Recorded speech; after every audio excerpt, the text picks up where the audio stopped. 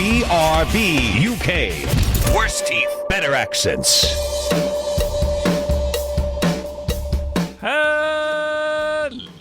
Hello, and indeed ahoy hoy, ladies and gentlemen. Welcome. Tis BRB UK. Tis episode 430. You know what they say? Life begins at 430. It most certainly does. Coleman, he's having a whale of a time. If you're watching us on the video version of this podcast, he is busting some mad shapes. Coleman. Hi! Tell me, where did you learn your mad shapes from? I think that's what they used to do at the end of Blockbusters, or at the start of Blockbusters. Right. I'm not going to lie. Not the answer I was expecting. No. No, Timothy Hibbs. Give me a P, please, Bob.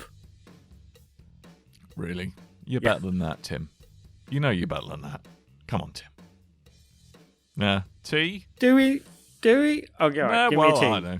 How are you? You all right? Yeah, all right. Yeah? Yeah, all right. Yeah, how is the world of PlayStation 5, the two of you? Yeah, okay. I got my first PlayStation 5 Platinum. Hey! I moved my Spider-Man save over to the PlayStation 5 and it automatically pinged all the trophies. Oh, lovely. Nice. And then for some reason, I got an email yesterday from PlayStation saying, congratulations on your Miles Morales Platinum, which I don't have. Here's your special, you've unlocked a Platinum bonus content thing for platinuming the game. It's like a frame for photo mode or something. But still, I was like, I got the exclusive content I can only get if I platinum the game without platinuming the game. Well, you know, people, I'm sure, are quaking at your e-peen right now for knowing that you have that. So well done, Coleman, even though it is ill-gotten. It's as good as a day when I got the Little Big Planet Platinum without actually unlocking the Platinum. It just pinged, and I think I had about 4 of the trophies. And then the Platinum pinged. I was like, this is the best glitch I've ever had. Awesome. My first Platinum is a lie.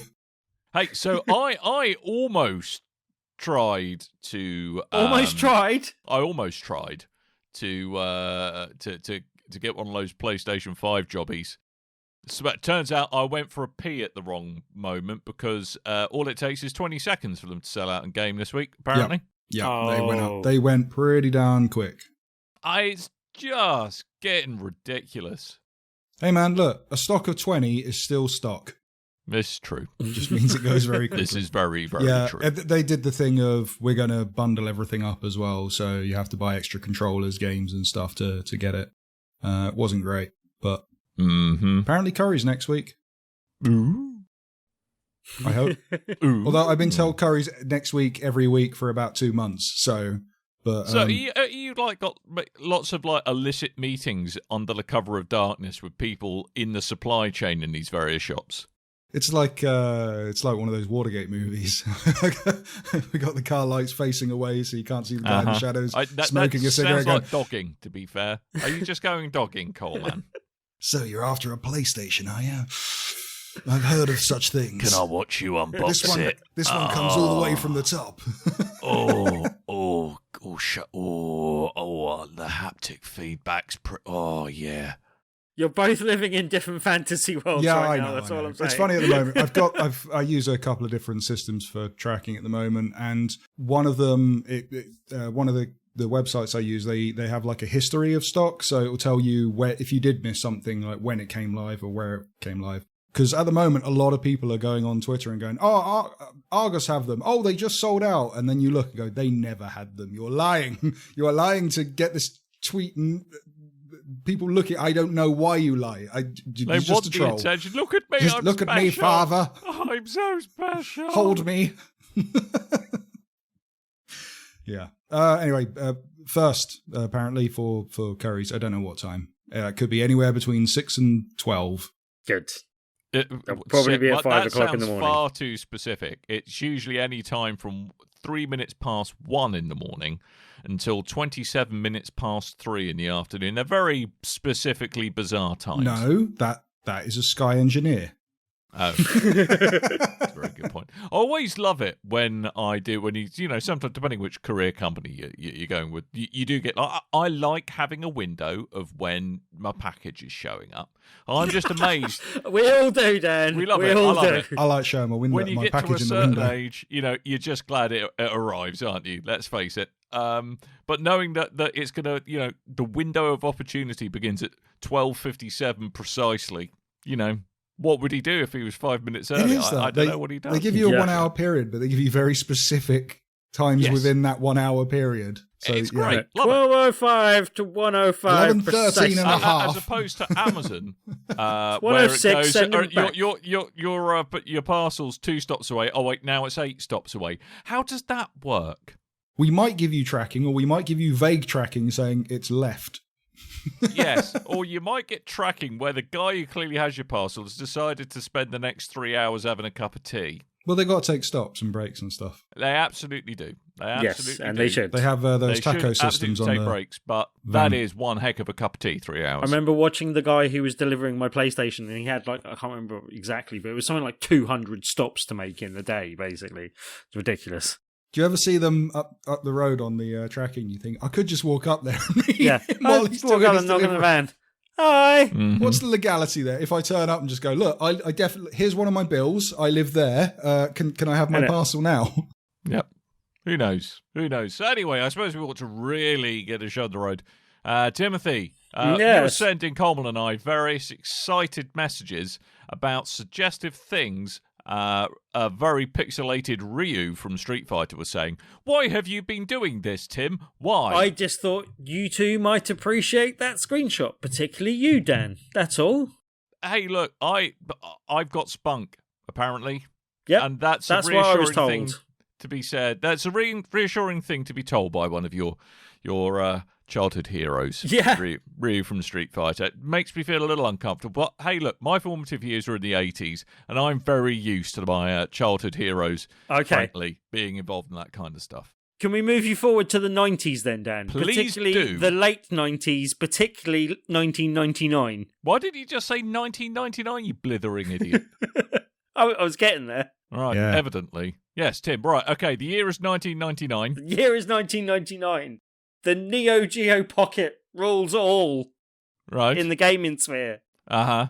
The Neo Geo Pocket Color, in fact. Wow, with its glorious 160p screen. Yeah.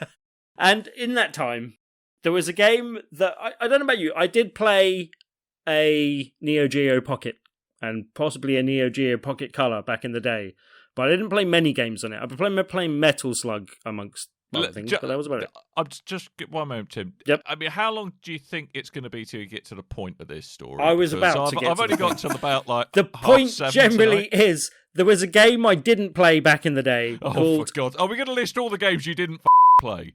SNK versus Capcom, the Match of the Millennium, which came out on the aforementioned Neo Geo Pocket Right, okay. Color. All right. 1 year before the new millennium of the year 2000. I remember it well. The year is 1999. 1999 in the year of our Lord. Y2K is threatening the Earth as we know it. People are preparing to get drunk An and buy. overflow bug due to the laziness of computer programmers in the 1960s. The is reason about to why I am ravage talking modern about society. it presently, Dan. Right. Countdown watches becoming ever so close to becoming useless.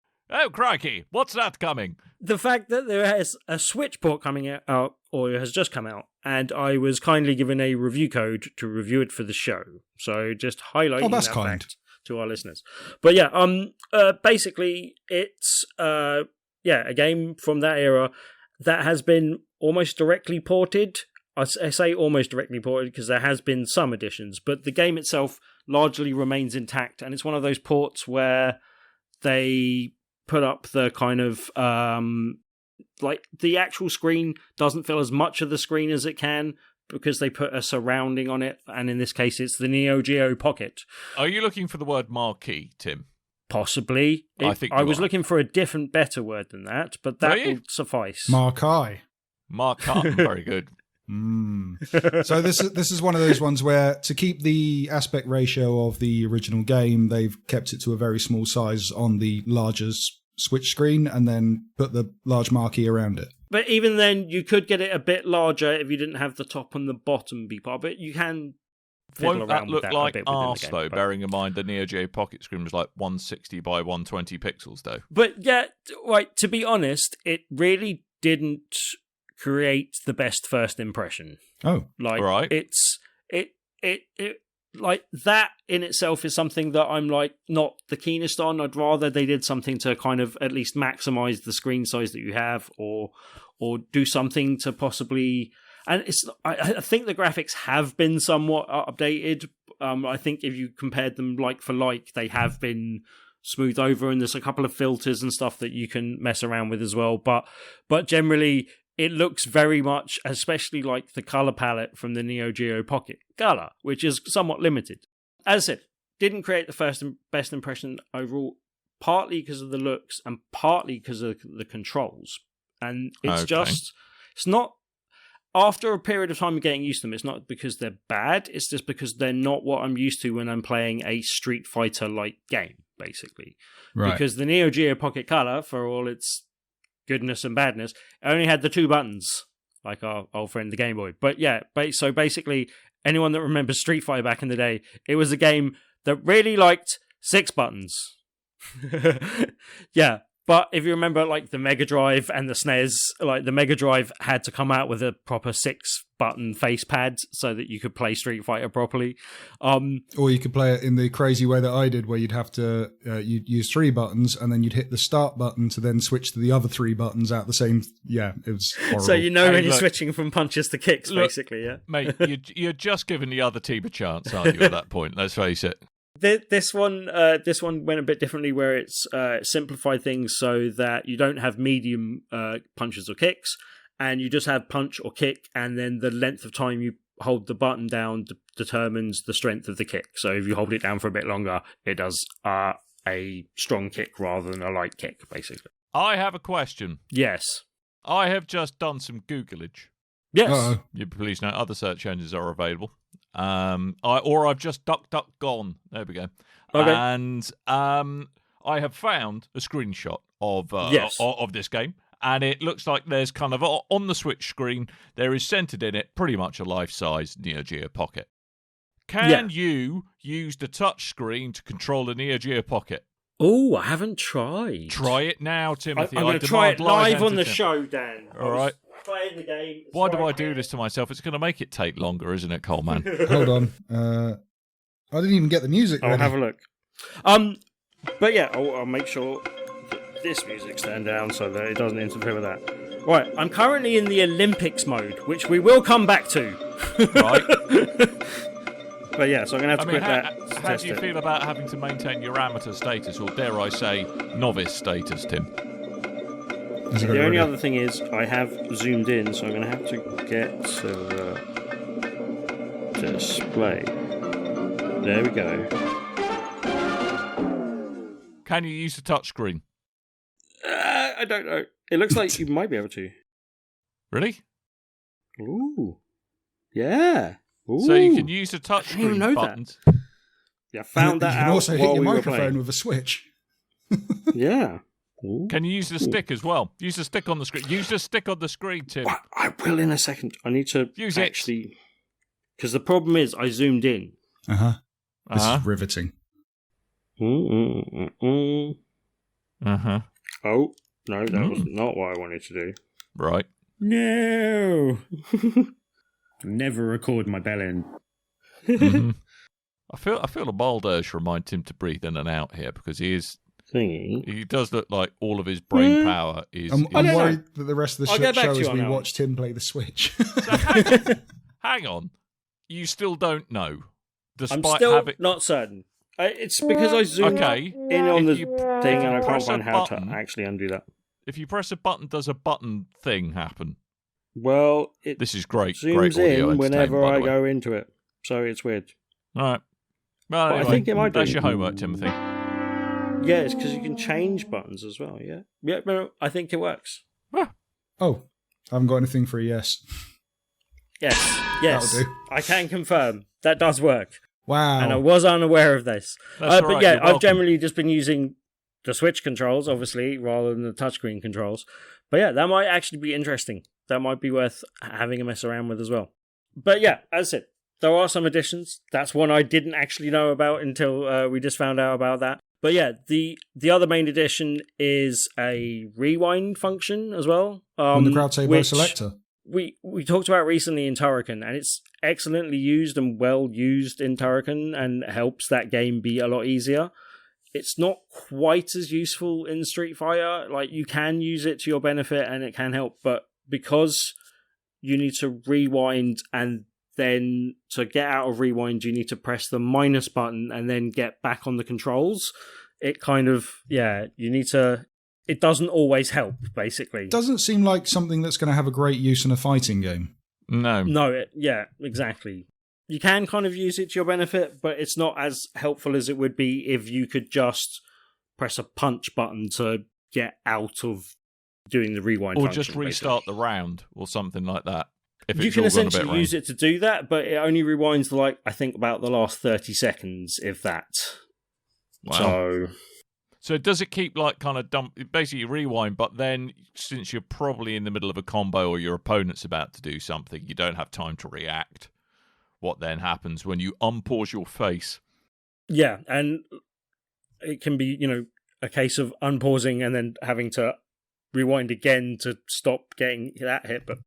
And does the crowd say Bo Selector after all that? You can use it to chief the bosses, though, which is, that's kind of nice sometimes. To be that's fair, not too bad. Seth from Street Fighter 4 and 5, I'm all up for that. He's a well, dickhead. we haven't got into the meat of some of the game as well. Basically, as the title alludes to, it's SNK versus Capcom as well. So there are a bunch of fighters from a load of the fighting games produced by SNK during that time. So what about King Capcom? of Fighters, Samurai Showdown, and a few of their other titles. And then from the Capcom side of things, mainly Street Fighter with a bit of Darkstalkers, but it's kind of got a slight history of Street Fighter. If you count like Ryu and Ken from coming from the first one, then they've got kind of people from like 2. Wait, they're in Street Fighter? All the way to Street Fighter Alpha, basically. What about Chun-Li? Street Fighter Alpha was Chun-Li, the classic Street Fighter characters Chun-Li you really is from have Mortal to have. Kombat. Everyone knows that. According to the internet recently. But yeah, and this is... I'm not sure if this was the first crossover between the two of them. I've obviously played later stuff where they've done SNK and like Capcom kind of... Which was the one that was recently? Was it on the Wii or the Wii U or something like that? What, SNK vs. Capcom? Yeah, wasn't there an SNK versus Capcom 3 recently? Was that the most recent one? I don't know. There's one on the DS. The first one, Tim. The first one is the one that Tim's playing. It was preceded by SNK versus Capcom Card Fighters Clash, which scored a mighty 10 out of 100 on Eurogamer. Whoa. So, all intents and purposes, probably best not to... Yeah, let's just call this the first one. According to en.wikipedia.org, I think you'll find that Card Clash came after the match of the Millennium. Really? There you go. Which is the game that Tim is playing at this moment. Yeah, and there's lots of kind of in-jokes for people that know the kind of crossover between SNK and Capcom. There was a lot of like characters being in the background of other... the Dan was originally a character that was mocking one of the characters in an SNK game. I think it was King of Fighters or something like that. There was a lot of like back and forth between the two teams and a lot of rivalry between them. And I think there was a developer that went, I think, from Capcom to SNK, and then that's how part of the reason how the crossover happened, basically. Right. But the general kind of setup is that you can have one-on-one fights, and you fight your way through the game either as one-on-one, a tag team, or as a team of 3. If you do it as one or a team of 3, you're just up against the opposition, and then... Wait, you're competing against the opposition? You're competing against the opposition. What will they come up with next? But there's various rounds where there's like a special round if you defeat a character one-on-one. There's like and it generally has the kind of the different rivalries between a particular SNK character and a particular Street Fighter character. So it might be Terry Bogard and Ken are kind of two that face off against each other, and Ryu and Kaio, I think it is. But yeah, like, so there's various kind of things that they talk to, and you get a one-on-one fight, and if you win that one-on-one fight, it actually gives you a different ending boss character to fight. So generally, if you're a Street Fighter character, you end up fighting Evil Ryu, although he very much looks like a zombie version of Ryu. I'm guessing it's Evil Ryu, basically, but he looks very much like a zombie in this version. Yeah, and then there's, on the SNK side, there is Arachi Oru, I think it is, who's a kind of for that. Very much their kind of equivalent of Evil Ryu, basically. It's one of their characters in an evil form, basically. Right. And yeah, I don't know if that is the first appearance of Evil Ryu. It's got to be an early appearance of Evil Ryu. I'm guessing he was probably in alpha before that, though. I think he was. I think that I remember his first appearance I remember was EX plus Alpha. Okay. I'm just Googling now. Street Fighter Alpha 2. Okay. So, yeah, I knew it was around that sort of time. As I said, didn't create the best first impression, but the more I've kind of settled into it, the more I got used to the two-button control system. It's actually not bad, because it actually means that you end up just going for the move that you have time for, like, well, a lot more easily. You're not kind of gambling on having to do the hard punch, because if you've just got time for the soft punch, you can get away with that a bit more. And yeah, like I actually enjoyed more of the SNK characters than I thought. I don't know a lot of them from their original games. Some of them are quite... I looked some of them up, but some of them are games I've literally never heard of, not sure were ever available in this country kind of thing. But yeah, like, I actually found that because I like I tend to prefer the fireball character type things like Ryu and Ken.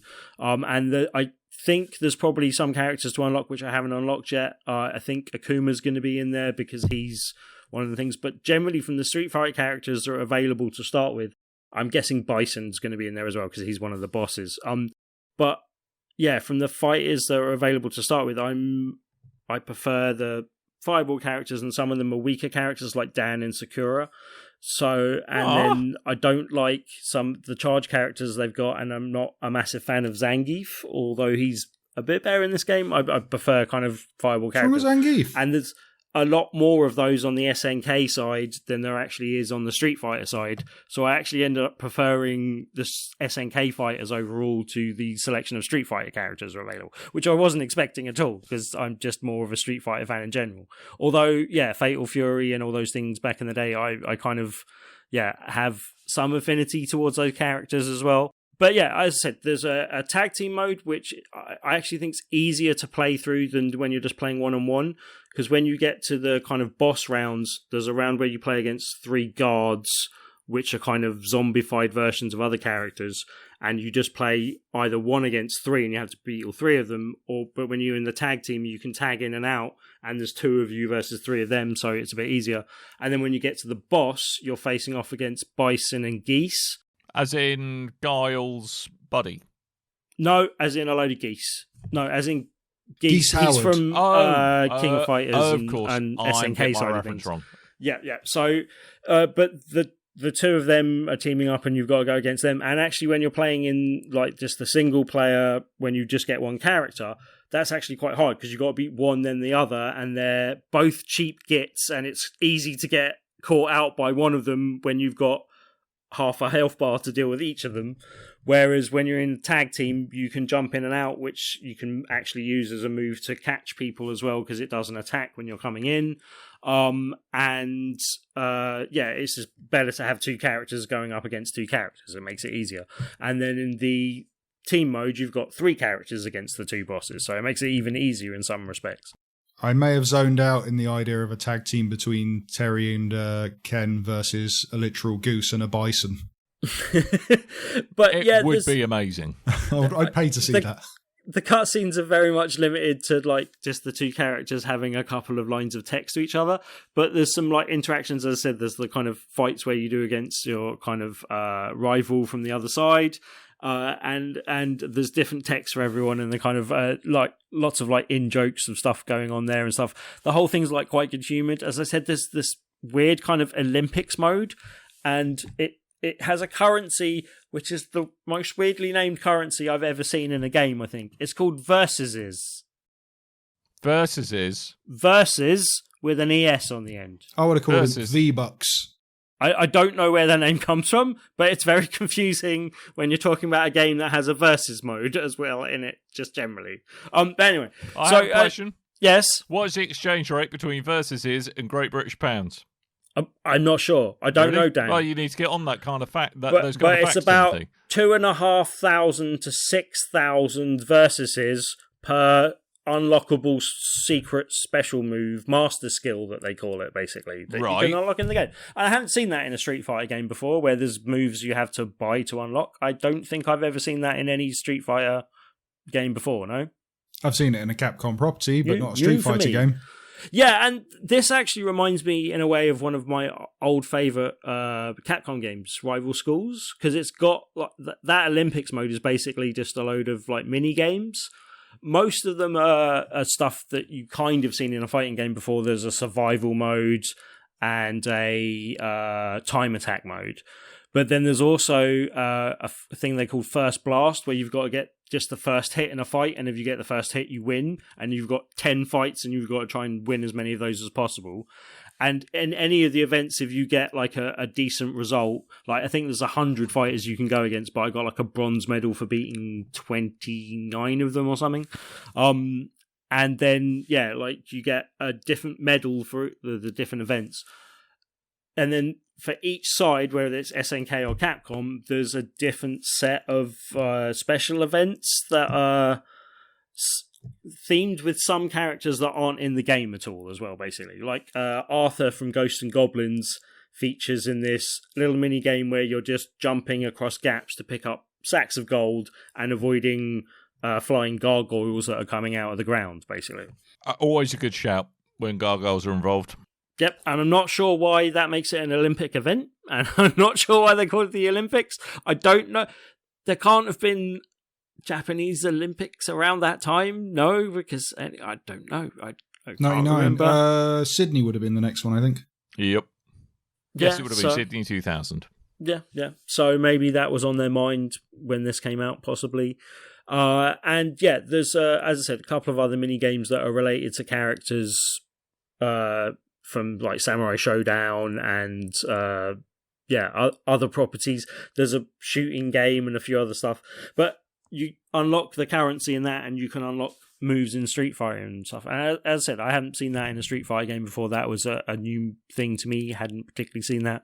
And yeah, as I said, didn't create the best first impression, but as I grew to like it more. And then it's actually quite a nice, like, it feels like a nice moment in history. And I actually grew to quite become accustomed to the kind of little chibi style Street Fighter graphics being actually quite attractive and quite cute in their monochromatic, not quite monochromatic, but almost like duotone like kind of. But in colour. So colour then.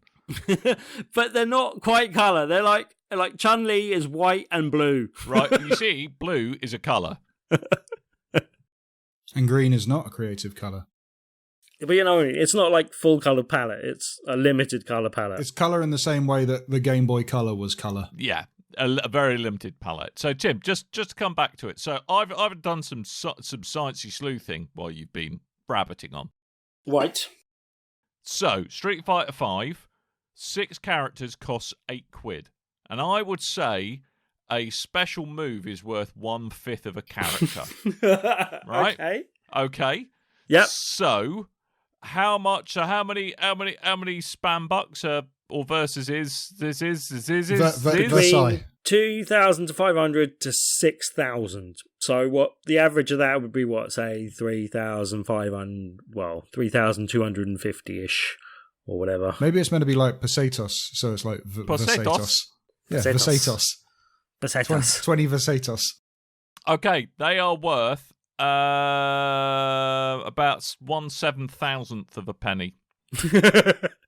So not very valuable. So I hate to break it to you, Tim. You're not going to make it rich. You're not going to strike it rich. Sorry, buddy. The game is £7.19, I believe. So, like, I think for me, unless you're like a real hardcore Street Fighter fan that's going to get a lot out of kind of the in references, and it's something where you're going to appreciate the moment in time this game came from, I would say £7.19 is a little on the high side. I think you'd probably want to pay like £4 to £5 and you'd be happy with your purchase. But if you're going to get like the full enjoyment out of it, then it's worth more than that, because you'll probably get, a good, especially if you're playing like through the mini games and you quite like them, and they're not bad. Like, there's one that you might like, Coleman, because it's basically Felicia taking you through a what's the name? Dance Revolution-y thing? Yes, like Buster Why is Groovy that style. Because you like Buster Groove. I do like And Buster you Groove. like dressing up like a sexy cat lady. Well, there's that that. too. There is that. I'm not going to lie. Yeah, it sounds like me. Oh yeah. Yeah, I remember they sent us a press release this a while ago. It was like, SNK vs. Capcom coming to the Switch. I went, ooh, and then clicked the link and saw just the Neo Geo Pocket color style graphics and went, I think I'll pass. That's fine. But unbeknownst to me, Tim's like, yes, I will take this. I'm all over that like a rash. I can get a good half an hour talking about this. Yeah, like the first thing I was like, not sure. But yeah, like as I said, it really grew on me. And yeah, this is one that we'll have to add to our list of fighty, drinky games when we can see each other back in person as well, Mr. Coleman. Well, that's it as well. I still got it because when I used to stay with Tim, we got into the habit of playing lots of fighting games together. So whenever a new fighting game came out or a Portal or something came out, instantly like that would be in the cart ready to go. And I've still got that habit up. So whenever a new fighting game comes out, I'm like, yeah, I will pick that up, just ready for when we play. But we haven't been together for over a year now because of COVID. So I've got all these fighting games going to waste. If only online existed. Yeah, I know. But then you need like two two copies of the game for fighting games. There's something for me that's very much lost when you're playing online versus sitting in the same room with a fighting game. No, like, there's something to be said about that, I think. Can confirm Tekken 7 for private matches, very, very good. Yeah, doing a lot of that. Yeah, you're a private matcher. Yeah. Well, my girlfriend's a matcher family, for money. My girlfriend and her family, they all get together and they'll play Tekken 7 together. And I'll jump in on those and get my ass kicked by a brother like 20 times in a row and then finally win the match and go, yay! Does he do it or he's like, tell you what, I'm just going to use 2 buttons. That's all I'm going to use. Give you a chance. Hands me the second pad. Yeah, exactly. There you go. You are the king of fighters, Coleman. Wait, this controller's not even plugged in. I must be controlling it with my mind. Dan, how much you want to talk about? Is it Valheim? Valheim, yes. Because I picked this up, installed it, and have yet to play it. Yes, I saw that you now own it via Steam. So I've put a couple of hours into this so far. So Valheim is an early access game that came out probably about 3-4 weeks ago. Really small indie team. Only 3 or 4 of them, I think, and they've already sold 4 million copies of this thing. Yeah, it's selling incredibly well. And I think it's something like it's got. I think it's 8th in place for the most concurrent users on a Steam game ever. Yep, and the basic premise is all right. Okay, you, Coleman, yes, were a Viking. Oh, were a Viking. That explains the beard. You were a Viking. There's Viking roots to my hometown, so yeah, that makes sense. Yep. So, you're in Valheim. You died on the battlefield. Oh, no. I know. And you're now in Valheim. And there's, seems nice. Wake up, nice meadow. Lovely, super fun times. But it turns out there are some creatures of chaos that also inhabit Valheim with you. That's bad. I assume. And you are charged with being the custodian of Valheim. Namely, Odin needs you to do some crap. And what Odin's beard! He wants you, that's you, Coleman. That's me. To bring some order to Valheim. Cool. But literally, all you start with is a rather natty pair of leather underpants. I have a question. Yes. Is this World of Warcraft? No. It looks a lot like World of Warcraft. It does look, well, it looks a bit like OG World of Warcraft. It's certainly got really some very does. retro looks to it. I would say, like, imagine like if you up-resed a PS2 game, I think is probably how I'd describe it. Yeah. But that's really underselling the visuals of it. Because it is quite once you see it in motion, it's actually quite a beautiful game. It is a really, really good-looking game.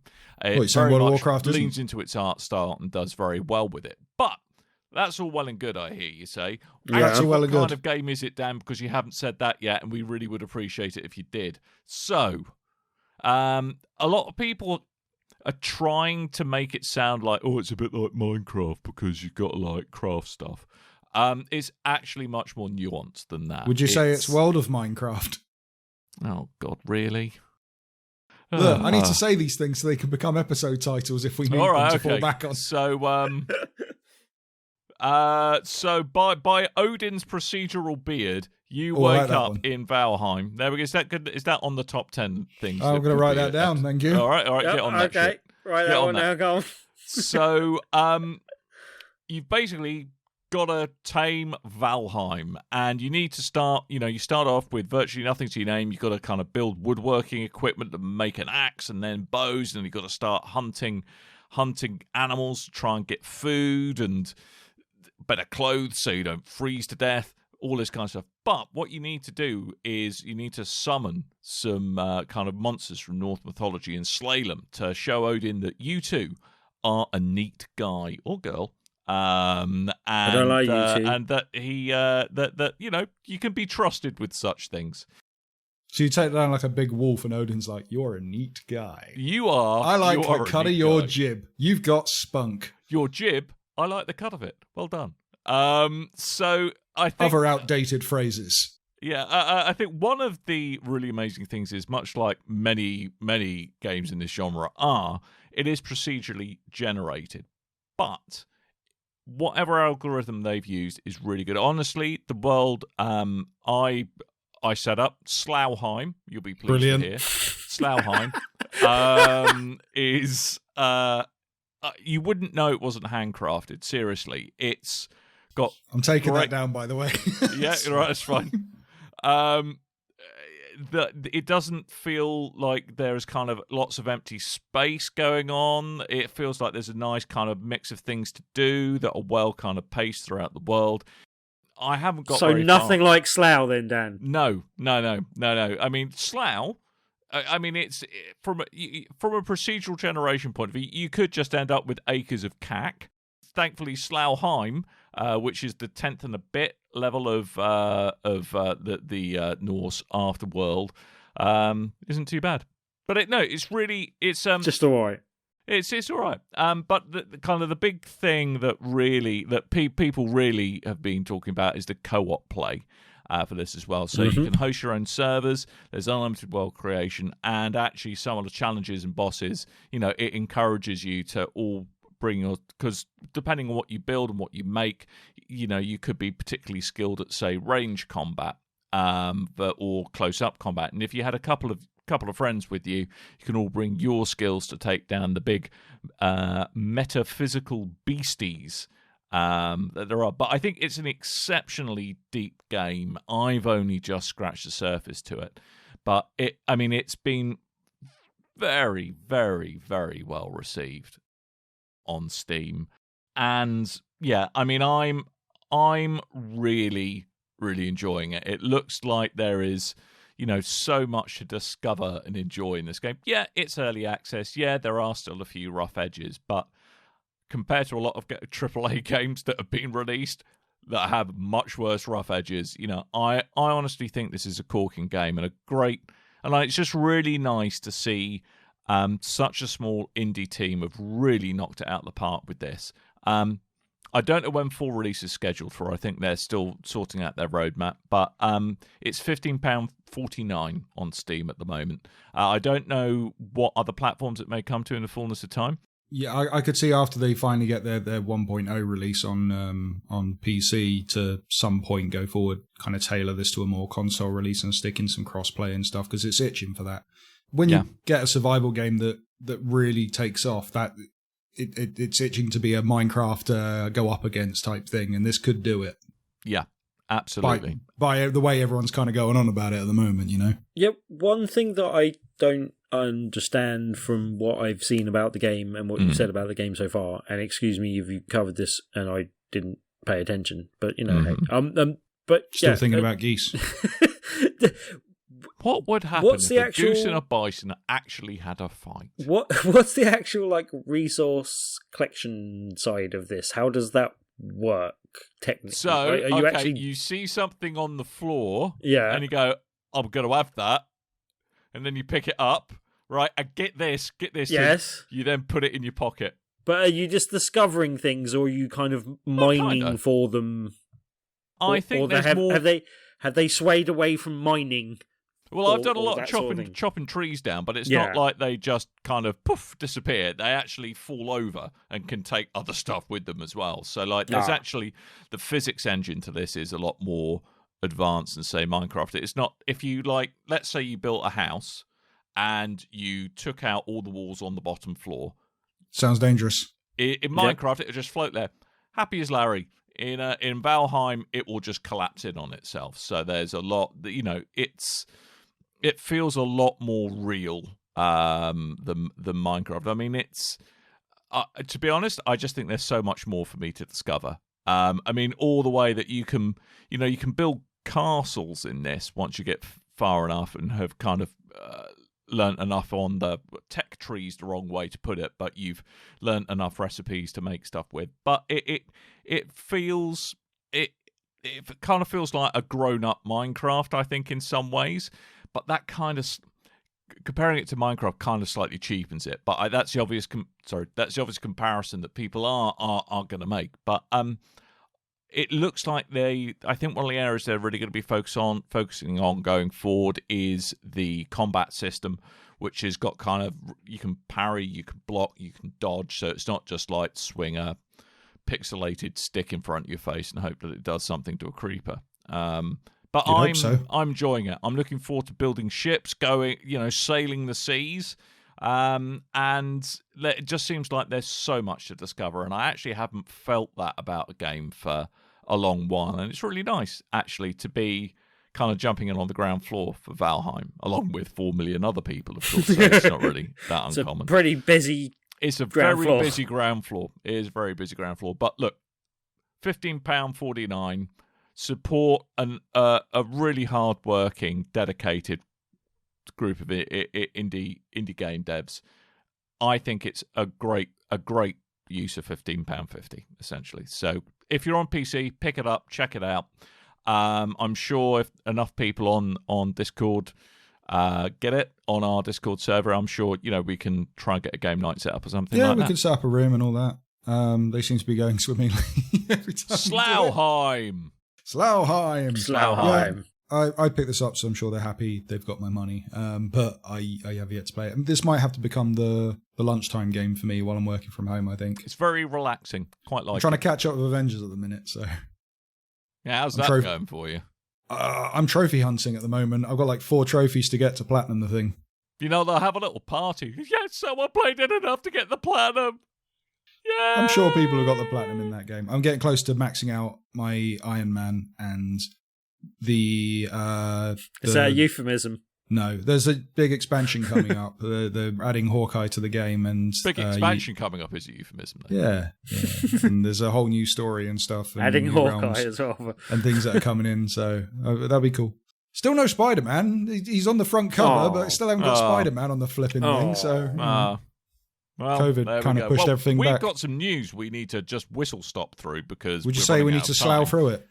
And funnily enough, there's some PlayStation VR news, Timothy, you lucky scamp. So I hear that they are adding more reality to their virtual reality headset. Tell me about this. Before we go on about how much I was right, because I was. About No, what? I don't. About the well, for a while ago, I think even before the PS5 came out, I predicted the time and exactly what they'd be coming out with. I said they'd have reworked controllers. I said they'd have a reworked headset. And I said that it would be in the year that they're planning to bring it out, basically. To be fair, that is it's all lies. That's you never not said really any of this. like Mystic Meg levels of foresight. It's like, right, Mate, okay, a lot of bring out a people- new console, okay, and A lot they're of gonna do people new were saying versions differently, but hey. they're going to do new versions of the peripherals. And I said as it would well. be a wide headset, most likely. But I'd hoped it would be have wireless capabilities, but I wasn't entirely hopeful. It's funny because this all comes from, there was a review with Jim Ryan in GQ, Gentleman's Quarterly, and he went through a few different notes on PlayStation, the first being the PlayStation VR, but it wasn't that long ago, I mean, it was during COVID lockdown times, that there was a statement on like what's going on, when's the PlayStation VR 2, and they had a little statement, there's no plans for PlayStation VR and at this point in the future, and we're looking at back supporting and all that kind of stuff.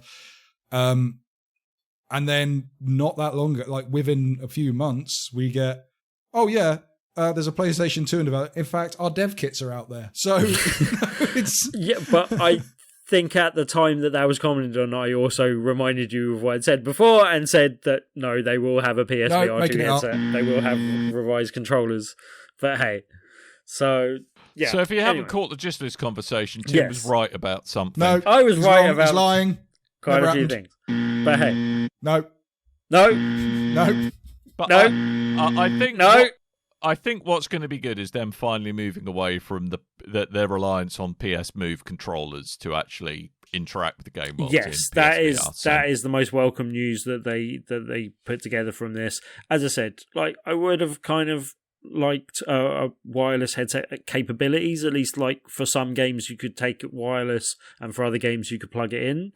Doesn't seem like they're going with that route. It seems like they were talking about it having a single wire to connect it at least, which makes it a lot less hassle. Mm-hmm. Get rid of the breakout box. Do it like the Quest where you can just connect it via a USB. Like just stick it in the front of the console and you're done. Oh, that'd be great. Yeah, exactly. So, yeah, I think they're all, standard things that we thought. We should also preface some of this with the fact that there is a state of play going on later this evening after we record this episode, but that will have happened by the time that you're hearing this episode. Thanks for the timing of that once again, Sony. Every week on a Thursday, what's wrong with you people? Anyway. Although one of the things they seem to have kind of leaked out is that they're going to be kind of really leaning into a kind of a play at home thing, where if you're a PlayStation customer, they're going to be doing what they can to make sure you've got entertainment via PS Plus to keep yourself entertained and happy at home, rather than go out and mix with the great unwashed. Well, yeah, they're giving away, I think it's the Ratchet PlayStation 4 remake of Ratchet and Clank to kind of go, we're encouraging more people to stay at home and play games during times where they shouldn't be going out. So that's a cool idea. Good stuff. There was a quick comment as well while we're talking about PlayStation VR 2. That's not the official name. We don't know what it will be called. Probably will be called that. But also they're going to look at making more kind of exclusive titles for a lower price for that system.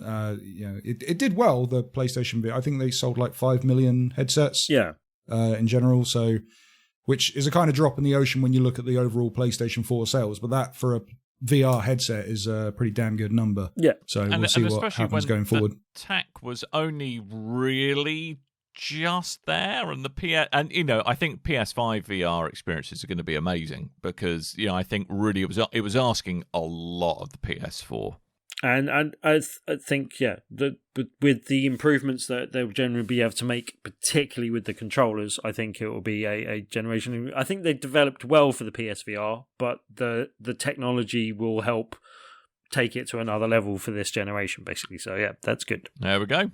Also, we learnt that Gran Turismo 7 has been delayed into 2022, which is surprising to me because I don't remember you, Dan, saying that you played Gran Turismo 7 in preview, so why would they have a reason to delay it? I know. Strange. Do you know the amount of online shit I had to eat for me not basically falling over myself in ecstasy that Gran Turismo 5 was a thing? It was a bit ropey. But I think there is a reason why we're hearing both of these bits of news ahead of that state of play this evening. I think, one, to avoid some criticisms of the delay of Gran Turismo 7, and because in the past when they've done a state of play and not mentioned PSVR, and if they hadn't mentioned PSVR 2 at this stage, I think they would have faced some criticism. So I think that's them kind of learning from the reaction to this, and I don't think we're going to see anything of either in this presentation. So do I. Okay, I have another theory. First of all, Polyphony delaying a Gran Turismo game. Well, what a surprise! It's a week with a Y in it. I'm going to say I think it's going to be 2023. There we go. That should be but I think one of the reasons they may have chosen to do it is that they might be really doubling down on VR in Gran Turismo 7, and I think that's probably why. That's exactly what I said when they announced it on Twitter. Tim was right about something early this week. No, I'm just agreeing with you because I'd already stated it publicly, basically. So, but yeah, I think that's exactly the reason that that was announced at the same time. I think this will be a flagship launch title because if you remember, Gran Turismo 6, Gran Turismo Sport, as it was called, had limited VR support. I think this will have full VR support and be a flagship VR title, basically. So, you mentioned the PlayStation State of Play. I don't want to dwell on it too quick because, again, it will be old news by the time this show comes out. It would have already happened. I think the reason to come up ahead with this kind of stuff is to go, wow, Nintendo put a lot of third-party stuff in their Nintendo Direct, and a lot of people didn't react very well to just how much, smaller stuff that they weren't interested in was involved in that. Maybe we should kind of get some kind of positive PlayStation message out beforehand before we do the same thing. But also, they're only scheduled for a half an hour as well. It seems like they won't be mentioning God of War very much as well. That seems to have quietly shipped into next year as well, basically. But the other thing, and it's a move that I really like, and I wish they'd go more the Xbox route with this and kind of go day and date with their exclusives, but there's going to be more first-party PlayStation games coming to PC, starting with Days Gone, which will be in this spring. I love this for two reasons. One, it gives more people the chance to play some brilliant games that otherwise they wouldn't want to buy a console to do so. And two, fanboy rage. I get a big old bag of popcorn. I will watch the fanboys flip out. People and on the internet smash up their angry rooms and make screaming TikToks and say they're going to Xbox now. I love it. I'll eat all that. I'll never understand it. I don't get it. Like, you've already got to play with it. It's not just your toy. Other people bought the game as well. Did you understand that? I don't know. No, other people aren't allowed opinions, Tim. Don't you know how this works? What's the point in buying into your own exclusive little club, Tim, and then other people playing those games? I'd be happy if it was day and date and, the new Ratchet and Clank game comes out on PC and PlayStation 5 at the same time. I'd be totally fine with that. But other people aren't, and it's hilarious to me. Yeah, but would you think that would be less likely to make you buy a PS5 in future? In all fairness, good luck buying one in the first place, mate. All fairness. I mean, it may well be if supplies are that constrained, it might be a way to go, do you know what? Actually, we might only have 3 people be able to buy a PS5 this year. So we might have to put it on PC just to recoup some of our costs. I don't actually think that's the case. It's me being glib for the sake of being glib before the internet explodes at me. But, it's a thought. Me personally, I like having the happy little game box that's just sat there and I don't have to faff about with, and it's different to the PC. And I do like being able to just pick up a controller and go that route. So I would still buy the PlayStation. The only kind of thing that would sway me to that is if they were if PlayStation games were releasing on the Xbox day and day, then I would have more likely bought an Xbox Series X over a PlayStation because I just prefer the system over the PlayStation, but I've gone for the PlayStation for the specific games. So, fair enough. There you go. That's just me anyway. But goodness me, there's more news, Coleman. There is. Techland, there's a big... So rather than go through this too much because we are running low on time, The Gamer, they put up a big report on Techland at the moment. There is... kind of a walkout of talent at the moment. They've lost 20 staff in the last 2 months. Jeez. And, there's allegations of kind of toxic workplace, bullying. It's just I mean, you can kind of lump those into the same kind of category, I guess. There's also been a follow-up report as well from Techland giving a statement on it. Dying Light 2, that has been delayed. Well, we learned that was delayed back in January, but we've not been, January last year. There's not been a follow-up release date at the moment. And this kind of, not just COVID, but this kind of stuff following on with it, it's been a big problem as to why the delay has happened. But yeah, I'll urge everyone to go to The Gamer and check out the report, read for yourself, see what is going on there, read the follow-up, come up with your own conclusions. But yeah, not good. Another kind of, not just another Polish developer, but another Polish developer based in Warsaw, so in the city centre, and they're not having a fun old time by the looks of it. More workplace allegations coming out. Hey, wow. And lastly, everyone's favourite. Well, just behind Stadia, I'd say this is BigRedBarel UK's favourite punching bag, Anthem. I so want. How much is it worth this week, Coleman? Well, no, wait. We'll get to the news first, because we mentioned this a couple of weeks ago. There was a big kind of review on Anthem Next, which I think had a team of 30 within BioWare looking at it, and BioWare Austin.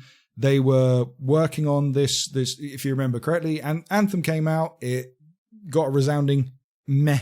It wasn't received too well, mainly because there were bugs and problems, but also there wasn't much to do. And then they came out with this big roadmap of content that they were going to do, and then they scrapped the roadmap.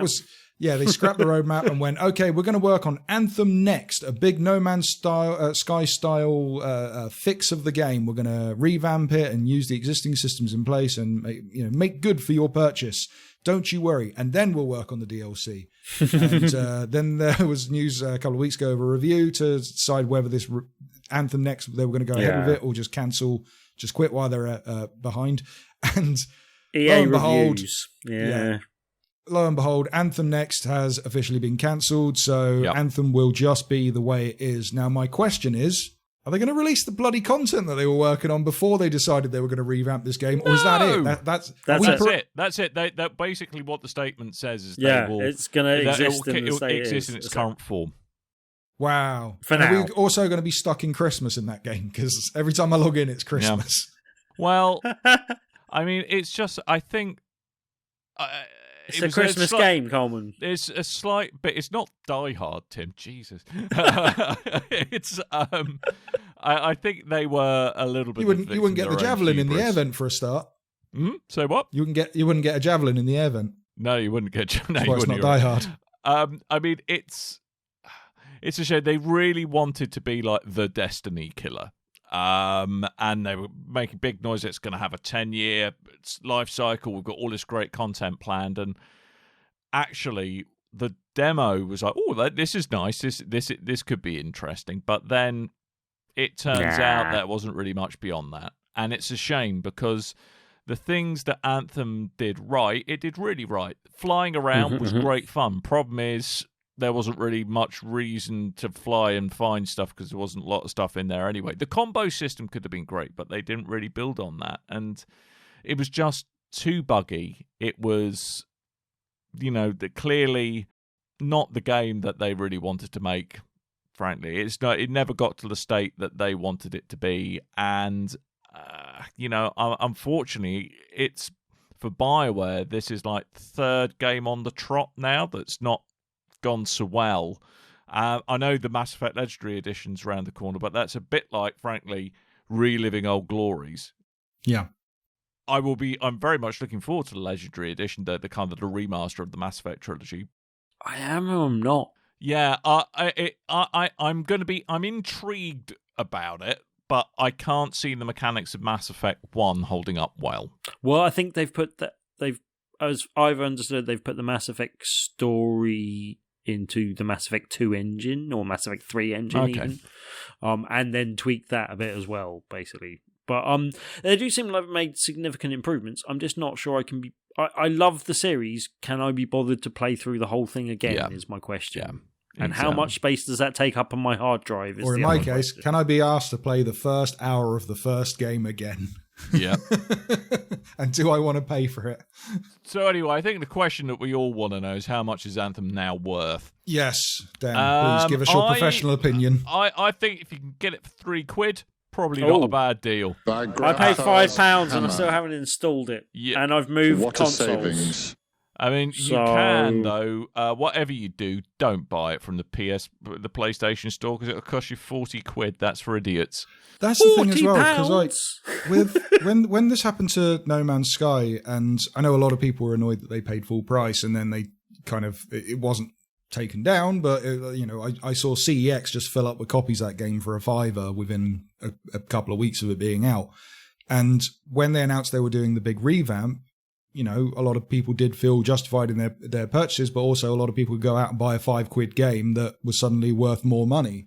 And I thought that was kind of going to be the same thing with Anthem. But then, this happens. And yes, Tim bought the game for £5. He could get a couple of hours worth of enjoyment out of this game before you go, yeah, that was some fun flying and an intro sequence, but I don't need to play this ever again. There are people that spent, and if you bought it digitally, £60 on this game. If you bought special editions, more if you got a special edition day one, yeah. And it's just kind of EA going, stuff you. We don't care. You're not getting your DLC, you're not getting your improvements. From a business point of view, though, it was the right decision. Sadly, it was the right decision from a purely business perspective. I mean, I think it's. I think they could have done with some good karma and faith from the gaming community right now. They could have done, but at the same time, I also think EA got fed up of BioWare writing big checks with their mouths that they then ultimately never delivered on, and their cadence of trying to shore the game up could have been a bit quicker. COVID aside. And again, there's a really interesting report on the kind of the background of BioWare while they were making this game. I think that was Jason Schreier when he still worked for Kotaku. So have a read of that one. That's a really telling report.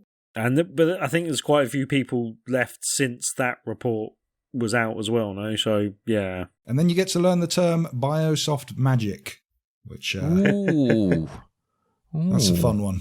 On a possibly brighter note, I don't know if you guys have been keeping track of Outriders, the game I mentioned as one of the ones I was looking forward to. There is a demo out on, I believe, on PC and consoles as of this evening. I have downloaded it, ready for me to have some evening-based fun entertainment with.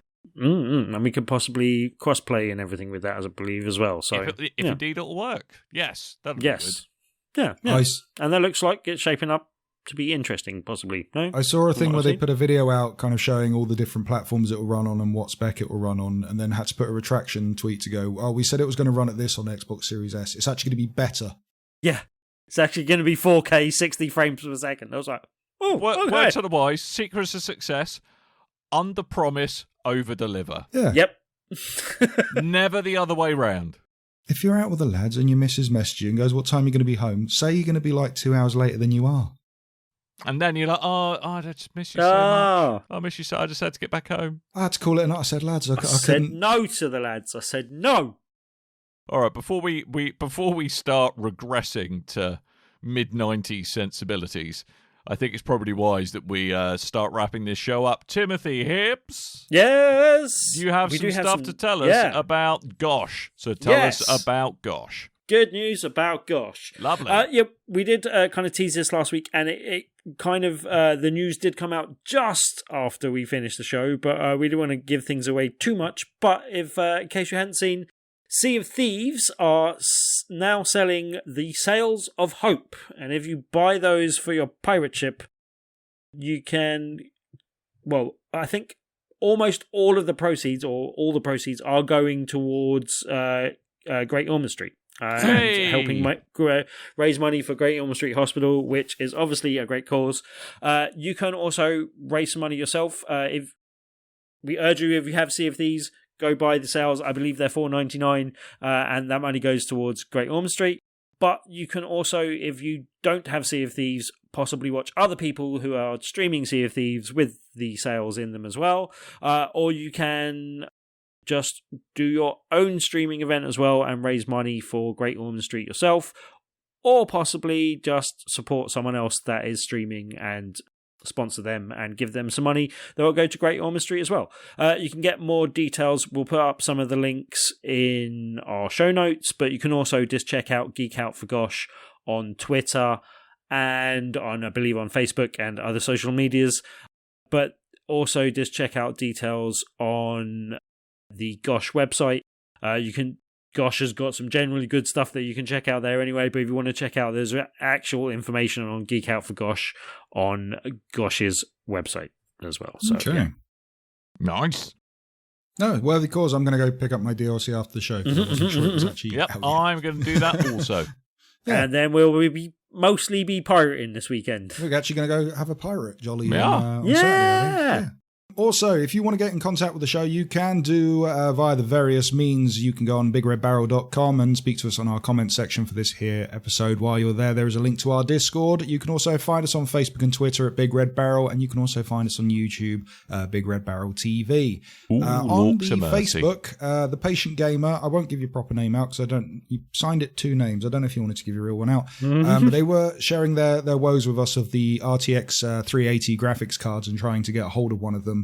And the woes of this, and they said by the time they think they get one, they think the RTX 4080 will be in stock. But they've been trying to get one through Overclockers UK since the 16th of September, and I think they followed up, but I didn't add it to the agenda, saying that like they've been in this queue, and it took them 10 weeks to get to 35th in the queue, and then I think they've now been told at like 3 or 4 in the queue that there's none left. So. Oh. Well, can I just say how proud I am that, as one Brit to another, you have maintained queue decorum for this long. I am so proud of you. All right. I'm so very proud of you. And you haven't let them get you down. You've stuck in that queue. You've tutted as people try and jump in front of you. We're all proud of you. We're all proud of you, aren't we? We're all very proud. But yes, I think probably the 4000 series of graphics cards are going to be the ones that are going to be available for people to buy sooner than the 3000. So it's a good thing he's literally known as a patient gamer, though. I love the idea of the if you remember when the Division launched, like the first day of Division launching, and all these people were queuing up, and there'd be someone doing like star jumps in a doorway so you couldn't get to the sign up thing and actually start the game. I like think it's a bit like that. I'm just so close to getting my graphics card. Oh, they're doing push-ups in front of me now. What do I do now? Over on the Discord, Ed wants to know, what is something you haven't achieved that you probably should have despite your years of gaming? I have a question to the question. Is this, what things have you haven't achieved in real life or achieved in games? I'd assume it's game related, Dan. Okay. So, for instance, Ed's example is that he's never actually finished Super Mario Brothers, the original. Even if he warps all the way, he dies somewhere in World 8. The fact that people can finish it in 5 minutes makes me more embarrassed about this. I would say it's either... Actually, no, I'd say it's the Mass Effect thing, because I say on the show all the time, I've never played Mass Effect. It's a lie. I've played Mass Effect, but I never get further than a couple of hours. I've never completed Mass Effect 1, and I could just jump straight to 2, because at this point... Just go to 2. Trust me, just go to 2, and then go, I killed this person, I killed that person, job done. Something in my brain goes, no, just kill Aiden. Don't go to number 2, finish number 1, start number 1 again, because at this point it's been, I think the last time I tried it was like 2013. So at this point I would have forgotten what had happened, and I need to go back. Fair enough. Mine would be a very similar one, but Witcher 3. I really should have completed Witcher 3 by now. Yes, I should have completed that. That is a good one. I've started that 3 times. Yeah, we all on the Witcher 3 pile of shame. Definitely. I'm not even sure there is an end of that game. Like, I don't know anyone that's completed it. Like, I'm sure people have. Get in touch if you're a listener that has. I don't actually personally know anyone that has. I've watched Geralt in the hot tub one too many times for it to be, it's getting That's a bit PC uncomfortable gamers' now. fault, The number though. of times I've had to sit through that. If they, because I know there's cross save between the PC and Switch. If they did the same for PlayStation, so I could move my save over to the PC, I probably would just carry on from where I last left it. Yeah, but I think I could do is that. all I would say to that. Yeah, I will know. give an answer that I know Ed likes because I know he likes his Mario and Mario Kart. For all the Mario Kart I've ever played, I don't think I've ever completed a 150cc or the 200cc, whichever the top one is, on all the tracks. I don't think I've ever done it. Yeah, Get out. I'm ashamed of you. I mean, I I used was to think ashamed you of were cool. already, I mean, but now well, I'm even that's a more push. ashamed. I'm ashamed and disappointed now. All right. Chucknut has a semi-serious question. He said, following Dan's orders last week, he has washed his hands. Chucknut has a semi. Anyway. I'm not letting you get past that, Coleman. Try that sorry. again. So following Dan's orders last week, Chucknut has washed his hands Saturday evening. Good. Right now.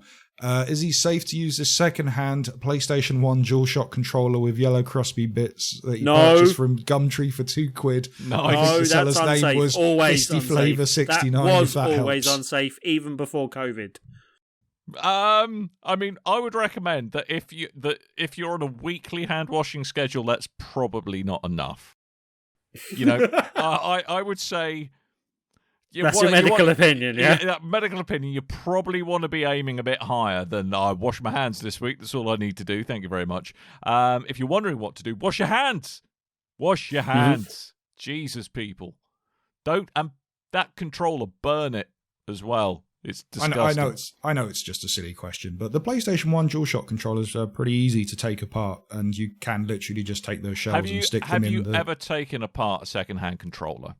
Well, yes, I have actually, because I used to collect loads of different retro consoles and fix them up. I was just going to say, do you know how disgusting they can be inside? They are just, it's like an archaeological dig when you're chiseling through decades of filth that have found themselves inside this plastic shell. So, yes, I would just burn that PlayStation 1 controller. I use a lot more like solution cleaning type stuff now, but it used to be back in the day, I could just open up a controller, just get the plastic shell and then wash it up with the dishes. bit of fairy lips liquid on it. Nice. Yeah. So you could just do that. Yeah, you could do that. But anyway, I think we should probably go because we have run long and run out of time. So next week, we'll probably remember to talk about the PlayStation State of Play, which would have happened by the time you hear this, but we haven't heard it yet because we're recording before it happened. In the future. So due to that kind of dilation of the time-space sphincter, we're going to be talking about it next week. Okay? Couldn't just say continuum. You had to go there. Yeah, there's also a Pokemon Presents broadcast, so if there's anything decent for us to talk about within those two, I'm sure we will. Yep. There we go. Unless we talk 30 minutes about another Pocket Neo Geo. Yes, please. That was the favourite 30 minutes of my life this year. Anyway, we're going to go now. So make sure you go to the bits of the internet Coleman told you about, BigRedBarel.com, all over the place, and come say hello to us on Discord. All that really remains is for us to naff the heck off, but not before we remind you that I have been Dan. I might have been Tim. I have been Coleman. Very good. Well done. Well Valheim! done. Yep. So That's what I call my realm! Thank you ever so much for listening, and until next time, dear listeners, toodle pie.